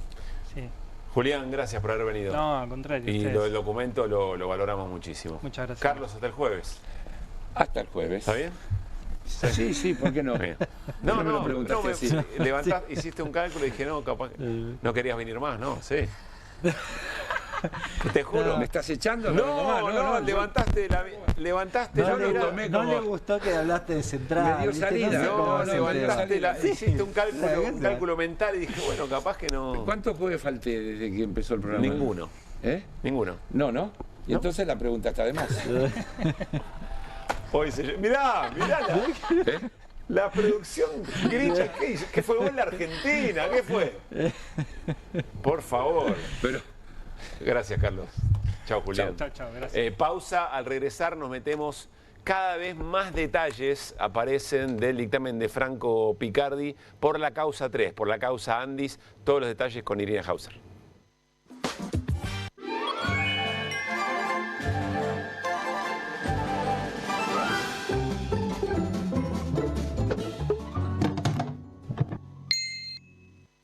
¿Pensás que las subastas no son para vos?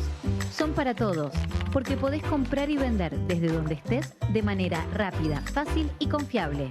¿Querés participar de nuestra próxima subasta?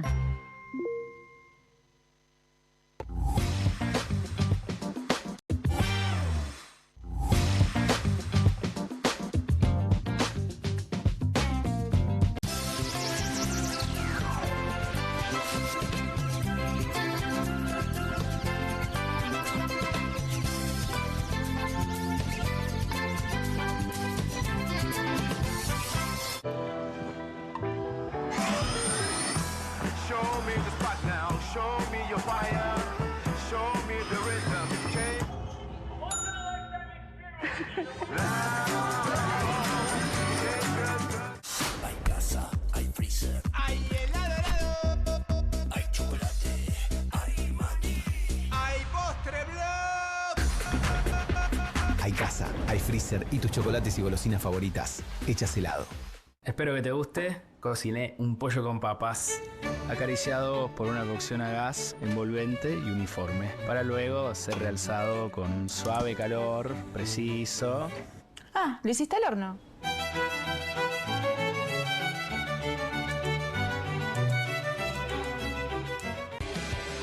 Cueste lo que cueste. El primer streaming de Perfil.com, conducido por Romaniuch junto al Doc Juan Heruela, los periodistas Marcelo Mármol Moura y Lucas Buceta. Información deportiva, opinión y análisis. Cueste lo que cueste. De lunes a viernes, a las 10 horas, por Bravo TV. Emprendidos, con la conducción de Ornella Flench. Historias de emprendedores en primera persona. Consejos prácticos para alcanzar sus metas. Emprendidos, de lunes a viernes a las 12 horas por Bravo TV. Bienvenido a todo Latinoamérica. Caras TV llegó a DirecTV, el canal de las celebridades. Entretenimiento exclusivo las 24 horas del día. Más Caras, con la conducción de Héctor Maugeri. Red Carpet, Caras News, Caras Realeza, Caras Fashion, Caras TV. Llegó a DirecTV. Contenidos exclusivos para toda Latinoamérica. Hay una casta superior que es los periodistas que si mienten, calumnian, injurian y dicen cualquier cosa. ¿Tenés ahí los nombres de los periodistas que tengo que meter en cana? No nos tomamos esto a la joda, como esos periodistas mentirosos. Y dentro de la cancha vale todo, que la vayan a buscar, la tienen adentro. Soy una bandera de la batalla cultural, pero los imbéciles con déficit de IQ doméstico, ¡ay, no, miedo! Mientras que los imbéciles de los periodistas... ¿Sabes la cantidad de periodistas que tengo para mandar a la hoguera? Las mentiras de los medios. Y periodistas ensobrados, operadores, basuras. No me vengas con que son inocentes. No digo que sean tan malos como los periodistas. Digamos, raya el mal gusto propio de cerdos. Creo que es una ofensa decirle periodista así. Milei odia al periodismo. Nosotros amamos al periodismo. Suscríbete a Perfil.com.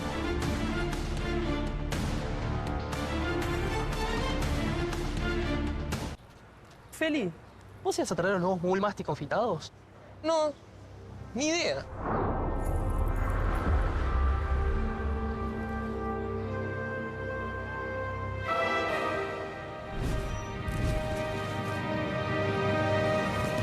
Bullmastic confitados, coloridos, sin crujientes, no vas a poder compartirlos, no vas a poder esconderlos. Proba los nuevos caramelos masticables de Mogul, también en su versión Extreme. Show me the spot now, show me your fire, show me the rhythm,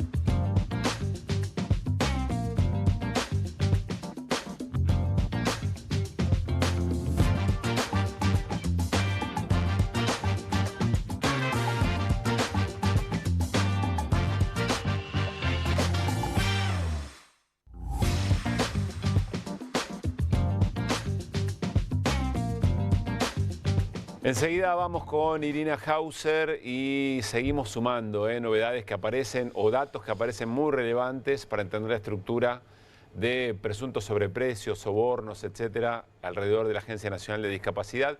pero teníamos ganas de sacarnos un gusto y ofrecerles una charla interesante en la entrevista con Hernán Brienza, colega, periodista, historiador, alrededor de este 20 de noviembre, Día de la Soberanía, al que todavía le quedan algunos minutos. Hernán, Pablo Caruso, Irina Hauser y Hernán Lecher, te saludamos. ¿Cómo te va? ¿Qué tal? ¿Cómo les va? Un ¿Cómo gusto estás, Hernán? escucharlos y verlos. Para nosotros también. Gracias por atendernos hasta ahora. A ver, del acontecimiento al presente, porque siempre lo interesante es ver cómo, en este caso, Batalla de Obligado, 1845, 20 de noviembre, nos interpela en el hoy. Ahí te queríamos escuchar un poco. Bueno, yo creo que no cambia mucho la historia, ¿no? Digamos, es interesante saber que en esos barcos, en esos 90 buques mercantes y de guerra, viajaban también unitarios liberales que venían a invadir su propio país por una cuestión interna, ¿no? Porque querían liberar los ríos y poder comerciar de manera directa con las dos grandes potencias que eran Francia e Inglaterra, las dos grandes potencias del momento. Yo creo que sigue habiendo dos visiones de país. Voy a ser generoso, creo que hay un país que cree que acercándose a las grandes potencias de la época en la cual vivimos, vamos a ser un mejor país. Hay quienes creen que un gran país se construye no intentando hacer ósmosis con esas potencias, sino fundamentalmente, en todo caso, imitar algunas de las acciones que esas potencias hicieron para convertirse en países ricos, pero no en entregar los recursos económicos, los recursos naturales, los recursos laborales a países que sean más poderosos que el país de origen, ¿no?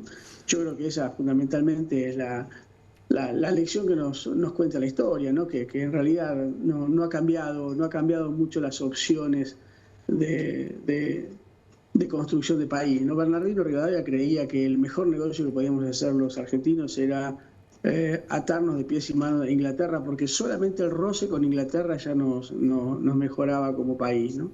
Y yo creo que esa concepción de la Argentina todavía está presente y creo que campea alegremente en los despachos del gobierno de Javier Milei o en las ideas de los principales cuadros de las clases empresariales o de las clases políticas de lo que yo llamo la Argentina establecida, que es la Argentina liberal conservadora del que construyó la Argentina entre 1860 y 1890, ¿no? Yo creo que no ha cambiado mucho en el sentido de cómo pensar el país, ¿no? Y en el lado de esa vuelta de obligado, es decir, en el lado de los que peleaban por la Confederación, había hombres, mujeres, y también había dirigentes políticos que creían que había que respetar cierta dignidad, una palabra que hace mucho que no se utiliza, cierta dignidad nacional o cierta soberanía estatal, ¿no? Que el Estado tiene una soberanía que significa que no hay nada por encima del Estado-nación. En este caso, la representación de los negocios de la Confederación Argentina en manos de Juan Manuel de Rosas, por encima del ámbito nacional donde ese Estado-nación actúa. Yo creo que esa es la gran discusión de la vuelta de obligado. Además, yo diría que hay que plantear la vuelta de obligado en el marco de una guerra civil regional, no solamente argentina, porque creo que de un lado estaban los colorados uruguayos, los unitarios liberales, el Partido Conservador de Brasil y la Cancillería británica, y del otro lado estaba el Partido Federal Argentino, los blancos uruguayos y el gobierno del Paraguay, ¿no? Y creo que esa fue una gran gesta americana, no fue una batalla, una guerra civil argentina, sino que fue una verdadera gesta americana. Así lo entendió San Martín, ¿no? Que le lega el sable a Rosas por haber defendido la causa americana contra la vieja Europa, ¿no? Y un dato interesante que me parece que también hay que rescatar, que Juan Manuel de Rosas, por supuesto, el sable de San Martín se lo queda para él, pero su sable personal lo lega al mariscal Francisco Solano López, que era el presidente de Paraguay, que luchó contra la Triple Alianza, ¿no? en 1860, en los años 60. entre el 64 y el 72, y 66, 72, perdón, y que finalmente no puede legarle el sable a Solano López porque Solano López es asesinado en esa cruenta batalla, en esa cruenta guerra contra el pueblo paraguayo. Hernán. Pero allí hay que entender la vuelta obligada como una épica también continental, ¿no? Hernán, tengo un Hernán acá al lado mío que también quiere preguntarte. A que conozco. ¿Cómo estás, Hernán? Buenas noches. Recién te escuchaba, justo te quería preguntar por lo del sable de San Martín. En realidad, como historiador, por el abordaje historiográfico que ha tenido la vuelta de Obligado y esta disputa que vos estás planteando. Digo, buena parte de la historiografía muy crítica de Rosas y cuando no saben cómo encajarlo de San Martín en eso, ¿no? Digo, ¿cómo se ha ido contando a lo largo de la historia la vuelta de Obligado, el Día de la Soberanía, si querés? Bueno, lo de San Martín no lo quieren contar, no es que no saben cómo contarlo. San Martín vuelve a la Argentina en 1828 para ponerse al mando de las huestes del gobernador Manuel Dorrego en contra de la guerra de Brasil, contra el imperio brasileño, porque la discusión de fondo es los republicanos contra los imperiales, ¿no? Y San Martín llega al puerto de Montevideo y se anoticia de que hay el primer golpe de Estado en la Argentina, se produce en manos de Juan Galo de Lavalle contra Dorrego y lo asesinan a Dorrego. Y San Martín decide, no, yo vine a ponerme a disposición del Partido Federal, del Partido de los Populares, de Manuel Dorrego, para la batalla contra los imperiales brasileños. Yo no vine a derramar sangre en una lucha interna. Y le dice a Lavalle que el mejor consejo que puede darle él como general, como haber sido su jefe, es que ahorre sangre de hermanos, ¿no? Y Lavalle no le hace caso. El 1829, que es el año que gobierna Lavalle, es el año en que murió más gente que nació en toda la historia argentina. Y eso tiene que ver con los asesinatos del ejército de Lavalle en la campaña de Buenos Aires, reprimiendo a los caudillejos federales, ¿no? A los caudillejos les decían ellos federales, ¿no? Por lo tanto, San Martín no era un hombre del Partido Popular, no era un hombre del Partido Federal en términos de forma de pensar la nación. Él creía que teníamos que tener un gobierno unitario, pero que ese gobierno unitario no podía estar en contra de los intereses de los pueblos, ¿no? Por lo tanto, por eso, y que no debía atarse a las grandes potencias europeas, ¿no? San Martín era un americanista. Digo, por eso quienes no pueden explicar a San Martín son aquellos que no quieren explicarlo, ¿no? San Martín es muy fácil de explicar. Hernán, te agradecemos este rato, nos da mucho gusto escucharte y un gran saludo a Vito. Bueno, gracias, está durmiendo. La próxima vez, si quieren, lo hacemos en piso. Perdonen, pero estaba volviendo de La Plata y llegué hace muy pocos minutos. Está muy bien. Aquí te esperamos. Abrazo grande, Hernán. Abrazo. Y así cerramos este bloque con la portada con la que arrancamos el programa de hoy. Miren.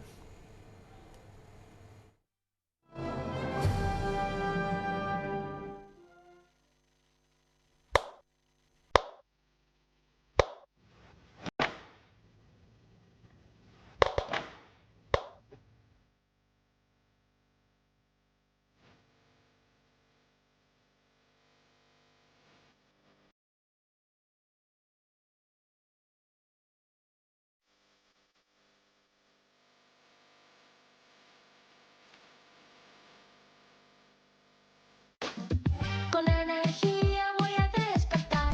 Vermo mejor con Vermo. Vermo es el colchón ideal. Vermo mejor con Vermo. Con Vermo sueño espectacular. En Pilar contamos con Mimuni, nuestra herramienta digital de atención ciudadana para solicitar turnos, realizar trámites y gestionar reclamos de manera ágil y cercana. Descárgate la app o chatea con nosotros por WhatsApp a través de 11 52 38 68 64. Las 24 horas del día. También podés acercarte a cualquiera de nuestros puntos Muni de lunes a viernes de 8 a 18 horas y los sábados de 9 a 15 horas. En Pilar seguimos acercando el Estado a todos y todas las pilarenses. Pilar presente con futuro.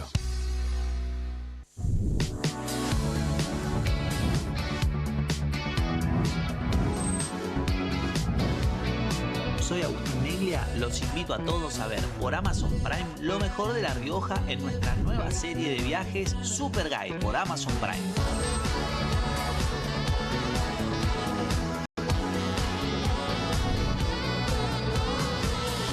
Una excursión increíble en La Rioja, ojalá que puedan venir algún día porque es una experiencia inigualable.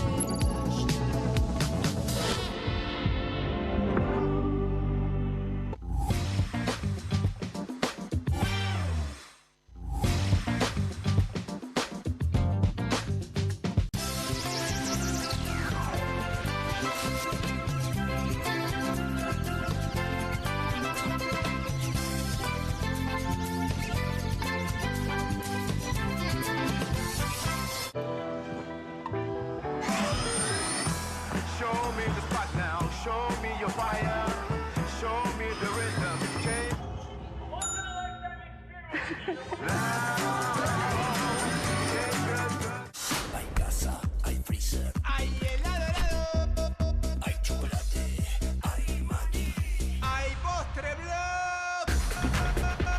Hay casa, hay freezer y tus chocolates y golosinas favoritas hechas helado. Espero que te guste. Cociné un pollo con papas, acariciado por una cocción a gas envolvente y uniforme, para luego ser realzado con un suave calor preciso. Ah, ¿lo hiciste al horno?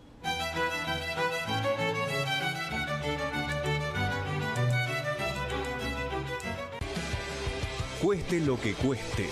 El primer streaming de Perfil.com, conducido por Román Uch junto al Doc Juan Heruela, los periodistas Marcelo Mármol Moura y Lucas Buceta. Información deportiva, opinión y análisis. Cueste lo que cueste. De lunes a viernes, a las 10 horas, por Bravo TV. Emprendidos, con la conducción de Ornella Flench. Historias de emprendedores en primera persona. Consejos prácticos para alcanzar sus metas. Emprendidos, de lunes a viernes a las 12 horas por Bravo TV. Bienvenido a todo Latinoamérica. Caras TV llegó a DirecTV, el canal de las celebridades. Entretenimiento exclusivo las 24 horas del día. Más Caras, con la conducción de Héctor Maugeri. Red Carpet, Caras News, Caras Realeza, Caras Fashion, Caras TV. Llegó a DirecTV. Contenidos exclusivos para toda Latinoamérica. Hay una casta superior que es los periodistas que si mienten, calumnian, injurian y dicen cualquier cosa. ¿Tenés ahí los nombres de los periodistas que tengo que meter en cana? No nos tomamos esto a la joda, como esos periodistas mentirosos. Y dentro de la cancha vale todo, que la vayan a buscar, la tienen adentro. Soy un abanderado de la batalla cultural, pero los imbéciles con déficit de IQ doméstico, ¡ay, no, miedo! Mientras que las imbéciles de los periodistas... ¿Sabes la cantidad de periodistas que tengo para mandar a la hoguera? Las mentiras de los medios. Y periodistas ensobrados, operadores, basuras. No me venga con que son inocentes. No digo que sean tan malos como los periodistas. Digamos, raya el mal gusto propio de cerdos. Creo que es una ofensa decirle periodistas. ¿Sí? Milei odia al periodismo. Nosotros amamos al periodismo. Suscríbete a Perfil.com.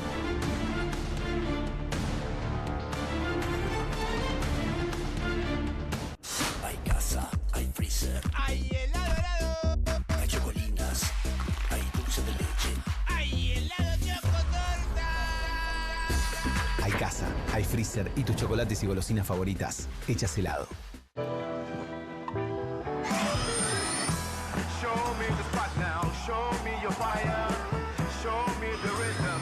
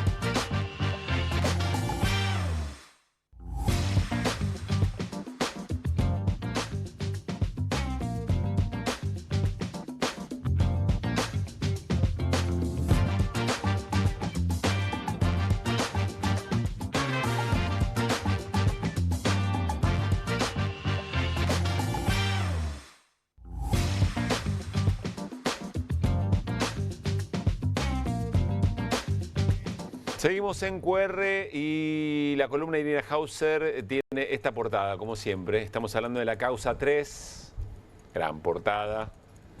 Es la causa Andis. Irina, seguimos destacando aportes del dictamen del fiscal Franco Picardi, ¿no? Sí, antes que eso quiero contarte que hoy fue a declarar Daniel Garbellini, que era el director de Servicios de Salud de la Agencia Nacional de Discapacidad. Garbellini también está en una situación muy complicada, aparece en un papel fundamental en toda la trama. El área de servicios de salud tiene mucha relación con la contratación en la compra de medicamentos de alto costo y baja incidencia. Garbellini es alguien que estaba en ese grupo museo. En el grupo museo. Es más, abrió el grupo museo él. Armó el grupo museo y se consiguió el lugar en el gobierno. Es el grupo de chat en el que casi que cantaban Vamos a volver, ¿no? Y celebraban que volvieron. Y este volvió. Y los otros operaban de afuera. En el caso de Garbellini había borrado muchos mensajes de su teléfono. La mayor parte fueron rescatados por una dependencia que se ocupa de estos análisis tecnológicos de la Procuración General de la Nación. Se negó a declarar Garbellini, sus abogados salieron a decir que hay legajos reservados en la causa y que eso a ellos les impide conocer todo. Entonces, que hasta que eso no lo conozcan, tienen que seguir preparando el descargo de su defendido, y fueron a la Cámara Federal con ese planteo. Todos tratan de ir dilatando los tiempos en la medida de lo posible. Y en la Cámara está pendiente la discusión sobre la validez de los audios. Además, vamos a algunas de las cosas que, algunos materiales que aparecen en el dictamen del fiscal, y algunos que sí y algunos que no. Quiero recuperar una conversación que, si bien la mostramos el primer día, es uno de los audios que están en el dictamen de Picardi, después de que Spagnuolo va a declarar y no declara, y el argumento un poco de su abogado, Mauricio D'Alessandro, es Spagnuolo no tiene nada que ver con esta gente. Sí. Lo escuchás de nuevo y te das cuenta que es un poco complicado sostener ese argumento. Es un diálogo entre Miguel Ángel Calvete, este lobista, en realidad una persona multifacética, que ha tenido...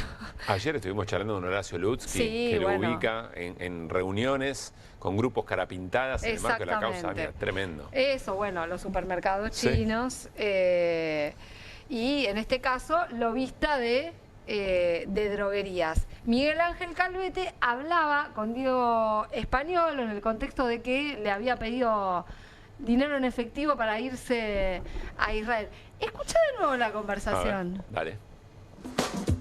Coroa, escúchame. Bueno, hablas con Play, mañana a primera hora te lo manda donde le digas, o mandar al Fercho, te lo ponen en algún lugar disimulado.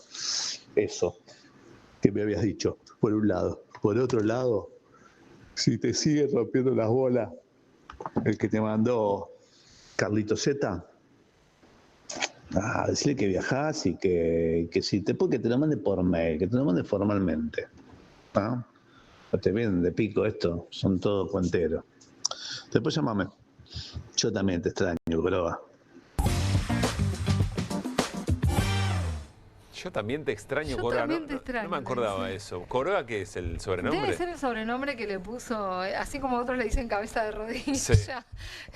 Bueno, se ve que este le decía Coroa. Algo nos estamos perdiendo en ese sobrenombre, me parece. Bueno, ya vamos a encontrar, vamos entendiendo, lentamente vamos armando el rompecabezas, pero lo que te queda claro acá es que la familiaridad en el trato, y que además hablan de, te mandé a fulano que si te hincha, bueno, ya sabés. Claro. Es evidente que Spagnuolo tenía manejo de la situación en forma directa. Esto está dicho además en la imputación que le hace el fiscal Franco Picardi en el momento en que le toman la indagatoria. Ahí te dicen de que te acusan, ¿no? Y lo acusan directamente como jefe de una asociación ilícita, jefe u organizador, a Diego Spagnuolo. Y respecto de este viaje a Israel que no hace, hoy el diario La Nación revela un chat que no está en el dictamen de Picardi, pero que me confirman que existe. Creo que lo tenemos para verlo, donde Spagnuolo le anuncia a Calvete que no va a Israel. No voy a Israel, le dice. Anda igual, Nabo, le contesta Calvete. No muestres debilidad. Estamos hablando de junio de 2025, del año, de este año. Sí. O sea, cuando ya, ellos ya sabían de todo este lío, ¿no? O sea, la agencia de discapacidad ya era realmente un hervidero. Entiendo. No muestres debilidad. Te operan re fácil, le dice Calvete. Dejate de joder. Y Español le contesta. Karina le dijo al embajador que no quiere que vaya por todo el quilombo que hay acá en discapacidad. Ahí tenés. Sí. Esto me lo informan desde allá. Es gente amiga. Y el viejo conchudo me firmó la autorización. Que debe ser un sobrenombre también, ¿no? Está hablando del embajador. ¿No? Bueno, no es sí. Córdoba, pero es un sobrenombre que andás a saber qué significa. Bueno. Tremendo. Este es el diálogo español.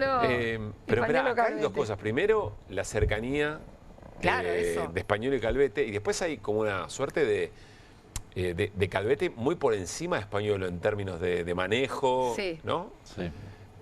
Casi diciéndole lo que tiene que hacer y cómo tiene que manejarse. ¿Cómo no vas, aparte, y acá, ¿cómo no vas a ir, no? Claro. Está bien, se lo dicen esos términos. Este es el viaje famoso por el cual le das 5 palos. Por el que das 5 millones de pesos. De pesos, en la aclaración que Hernán nos enseñó a identificar, a resaltar. Exactamente. Teníamos, no sé si lo tenés, Juli, para mostrar un dialoguito donde Calvete dice cómo en un momento que ya avanzó la investigación, donde Calvete dice cómo, ahí está, cómo lo tienen que llamar. Están tratando de borrar pruebas y esas cosas, ¿no? Y tiene una conversación con Julio César Viera, que es un colaborador muy estrecho de él. De hecho, Viera es la persona que maneja el dinero. Y que se ocupa de transferencias. De Calvete. De Calvete, sí. Y un día después que Españolo es relevado del cargo en la Agencia Nacional de Discapacidad, le dice Calvete a Viera, le dice, bloquea al pelado. Que borre con topitos el historial de llamadas y que a él le ponga un nombre en chino, le dice. No te lo puedo creer. ¿Qué es con topitos? Que borre con topitos. No sé exactamente qué son los topitos, no te voy a mentir. Bueno, pero que borre con topitos el historial de llamadas que lo bloquee, debe ser y que a él lo ponga con un nombre chino. Esto es particularmente relevante, dado que le indica que no lo agende con su verdadero nombre a los efectos de ocultar la relación. En este sentido, recordemos que Diego Españolo tenía agendado a Miguel Ángel Calvete como Chuen Li. No lo puedo creer. Bueno, créelo, porque es esto. Bueno, lo que acabamos de ver es parte del dictamen. ¿Vos ibas a decir tu hipótesis sobre los topitos? No, topitos evidentemente son especialistas para borrar la información que tiene dentro del celular. Sí, con Son claro. topos.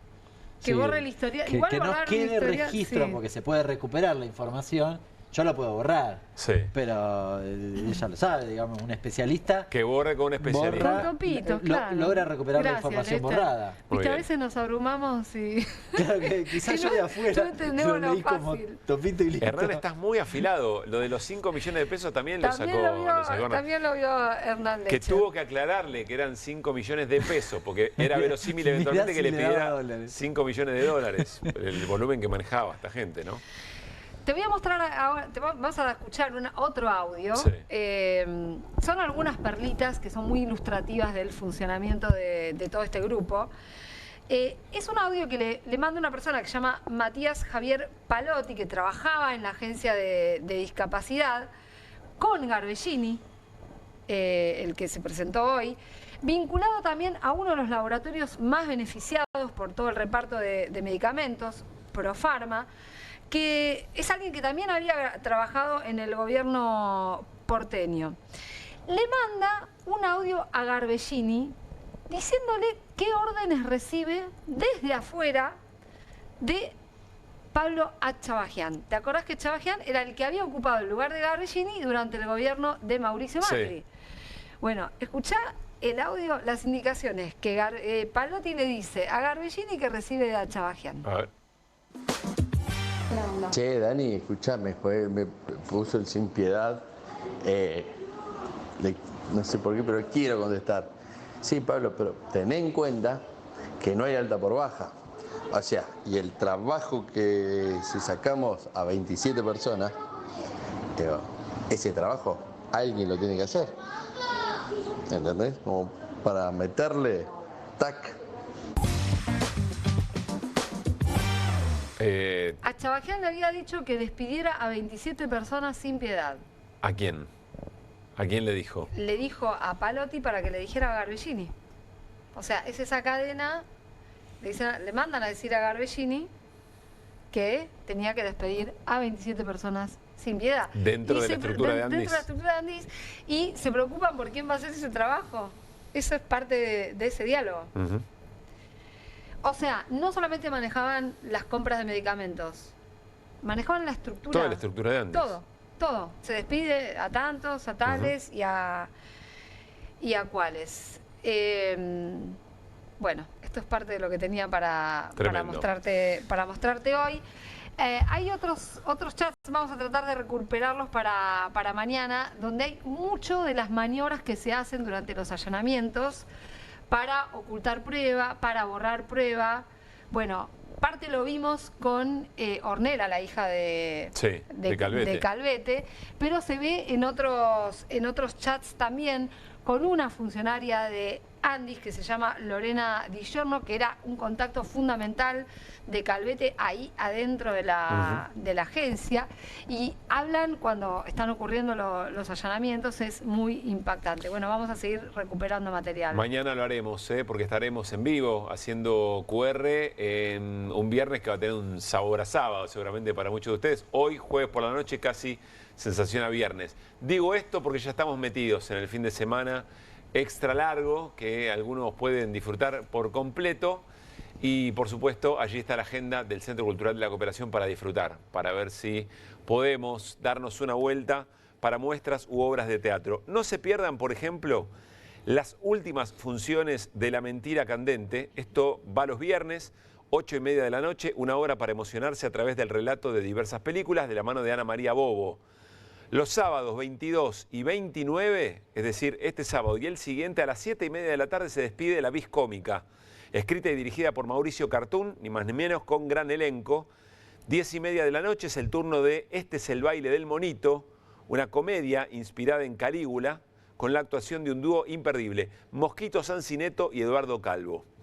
Y los domingos a las 7:30 de la tarde se presenta Lejos de Moscú, una obra basada en Tres hermanas de Anton Chekhov, con dirección de Elena Tritek y gran elenco, que relata la historia de la familia Prósorov en un lento desvanecerse de la esperanza. Para más información pueden ver la agenda completa en la web del CCC, www.centrocultural.com, o seguirlo a través de sus redes sociales. Vamos a scrollear y de esta manera vamos cerrando el QR de jueves. A ver qué tenemos, por dónde vamos a ir. Yo ya me imagino que alguna va a venir para este lado. Pero arrancamos con un tape, dale. Yo creo que hicimos un gran torneo, pero primero quisiera agradecer no solamente a Claudio Tapia, a Pablo Tobillino, sino a todos los presidentes que tomaron la decisión de reconocer.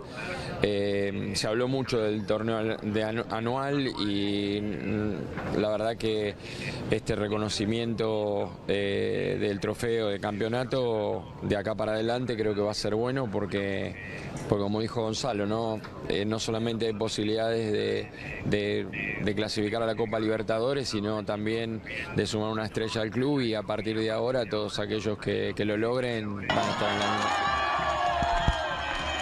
Muchas gracias a todos por siempre, y como dijo Fatu recién, lo necesitamos el domingo con nosotros como siempre, y no va arriba, dijo que la parte como quiera,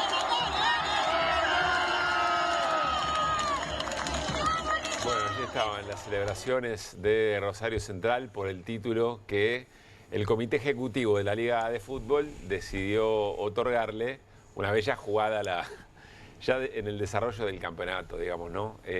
Pues es que yo noto cierto, mirá que lo amo, a Holland, que se quede a vivir si quiere, pero noto que hace un esfuerzo por tratar de encontrar una manera de explicar, bueno, no solamente a Tapia, a Tobillino, sino a todos los presidentes de los clubes que decidieron esto. Se venía hablando mucho que era importante y que a partir de ahora, dice Holland, se reconozca al que más puntos saque en la tabla. Yo insisto, yo sé que para ustedes es un asunto menor, pero a mí me preocupa mucho que esto marque algo, porque la verdad que es difícil de explicar. ¿no? Es difícil de explicar. Para el que es futbolero es difícil. Yo le mando un abrazo a Olan, que se lo merece. Pero yo también, por supuesto. Bueno, pero a él sí le pero mandamos cómo un abrazo. no, admirado total. Pero el plantel, ¿qué te va a decir? Al que es muy, muy futbolero sabe que se ganan de otra manera estas cuestiones, pero bueno, qué sé yo. Dale, tampoco me parece. No me parece mal. Esperá, bueno, sí, pero no me parece mal que. Pero soy honesto intelectualmente. No me parece mal que de acá en adelante. No me hubiera parecido mal que dijeran, bueno, mirá, la verdad, lo que pasa con Central es injusto, así que a partir de ahora, pero del campeonato que viene, sepan que los que juegan no solamente van por un título en cada uno de los torneos, van por un título en el anual. Y entonces eso tiene sentido, pero retroactivo. Como diría, como el que le agarraron el teléfono. ¿Quién? Te corren re fácil a vos. Estuviste bien. Conca, ¿cómo es que le dice? Y una recomendación para el sábado, no se olviden, y con esto cerramos, miren. Vamos, la Hauser, Irina y Ro, el sábado a las 9 de la noche en Morán. ¿Te acordás la dirección de memoria de Morán o lo busco, Ay, Iri? lo tenemos que buscar, esperá, ya mismo te lo digo, pero se pueden sacar las entradas por Passline y es todo muy sencillo. Es más, pueden buscar en mis redes sociales que van a encontrar el link. Yo les diría que saquen las entradas por Passline, no que se manden directamente. Pedro Morán 2147. 2147, muy bien. Recomiendo sacar las entradas anticipadas y además sepan que para los pibes y para las pibas hay un código de descuento. Me lo tienen que pedir a mí. Ah, bueno, Janu, a pedirle descuento a Irina. Las redes sociales. Las Hauser son... Vamos a cantar unos temones. Irina y Ro, su hija, la hija de Irina, por ahí lo damos por... ¿Hoy tocaron? Hoy estuvimos en un streaming. No te puedo creer, ¿en dónde? Cantamos en vivo, estuvimos en Gelatina. No. Cantamos en vivo en Gelatina. Ah, no. Sí, espectacular. ¿Y por qué acá no? Y no sé, no me invitaron. Bueno, yo listo. no puedo creer. La producción acaba de tomar nota en breve. Bueno, no? las Hauser. Será un placer. En Morán, el sábado a las 9 de la noche, ahí estarán las Hauser. Y además, insisto con esto, parece que es niños, niñas friendly, ¿no? Sí, que la van a pasar muy bien. Muy bien. Bueno, nos estamos despidiendo. Gracias, Siri, por esta noche de jueves que tiene un sabor a viernes raro, impresionante. ¿No? Y Hernán, lo mismo. Abrazo grande. Buenas noches. Y gran abrazo para ustedes también. Nos reencontramos mañana en vivo aquí en QR en Bravo TV. Dale, chau.